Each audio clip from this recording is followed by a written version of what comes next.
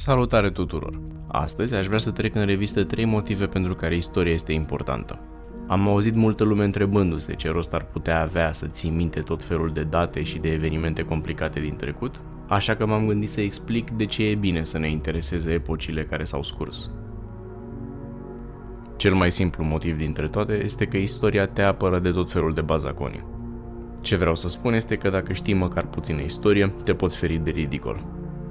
Haideți să vă dau un exemplu. Acum niște ani am cunoscut pe cineva care părea destul de ok, o persoană normală și de treabă. Dar pe măsură ce am vorbit cu el, mi-am dat seama că ceva nu era chiar ok în legătură cu părerile lui. Din discuție în discuție mi-am dat seama că el credea cu tărie în teoriile conspirației și așa am ajuns să ascult tot felul de povești despre cum Iohannis este de fapt un android și despre cum palmele noastre emit raze infraroșii cu care poți să-ți vindești dioptriile. Aceeași persoană mi-a povestit cu mare entuziasm că atunci când stă de vorbă la mesele în familie nu se mai înțelege cu nimeni. Din punctul lui de vedere, propria lui familie era naivă, iar el era cel care le arăta adevărul.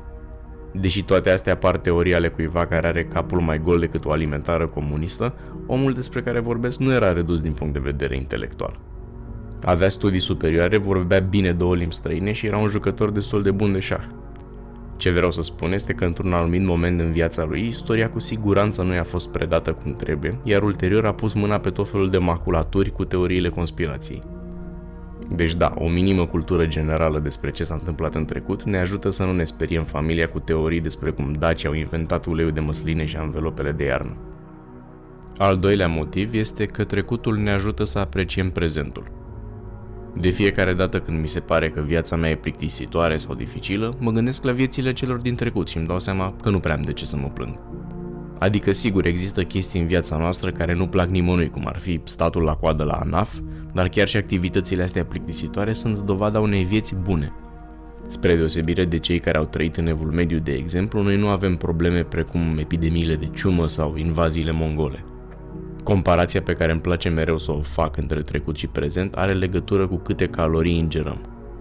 Mie mi se pare de exemplu că viața mea decurge ok, fiindcă atunci când intru la supermarket, singura mea problemă este cum să nu iau mâncare în plus, adică să nu fiu nevoit să o arunc.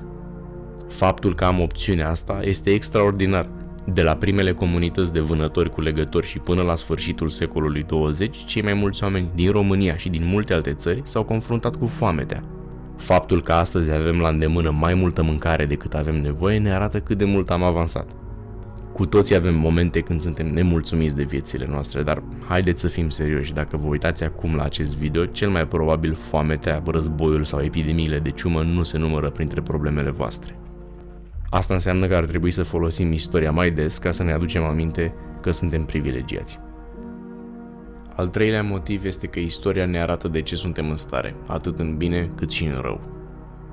Am auzit de multe ori oameni vorbind despre un viitor aproape utopic în care tehnologia și globalizarea aveau să ne schimbe pe toți în bine. În felul acesta, oamenii viitorului ar trebui să fie toți la fel și să se instaureze un soi de pace universală. Din păcate, dacă aruncăm un ochi în trecut, putem să ne dăm seama repede că oamenii sunt foarte inventivi când vine vorba de a găsi criterii de dezbinare.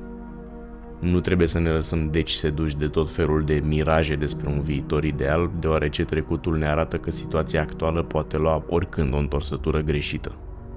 Pe de altă parte, după pandemia de COVID și războiul din Ucraina, am început să aud mult mai des că omenirea se duce de râpă și că viitorul nu poate fi decât sumbru. Deși lumea în care trăim ar putea fi cu siguranță mult mai bună, nu trebuie să uităm că în ultimele 2 secole omenirea a făcut progrese majore. Unele au fost științifice, precum combaterea bolilor sau creșterea randamentului în agricultură. Altele au fost morale, ca abolirea sclaviei sau acordarea dreptului de vot pentru femei. Oricum decidem să punem problema, secolul 20 a fost în egală măsură secolul lui Hitler și al lui Stalin și secolul lui Gandhi și al lui Nelson Mandela. Asta înseamnă că putem să le facem și bine și rău semenilor noștri și trebuie să fim mereu atenți, fiindcă viitorul nu e predestinat și el va arăta în funcție de cum decidem noi să-l construim. Și nu în ultimul rând, cred că cititul despre trecut este un lucru bun, fiindcă cu ei poate dăuna un plus de cultură generală. Cam atât am avut de spus pentru astăzi, pe data viitoare.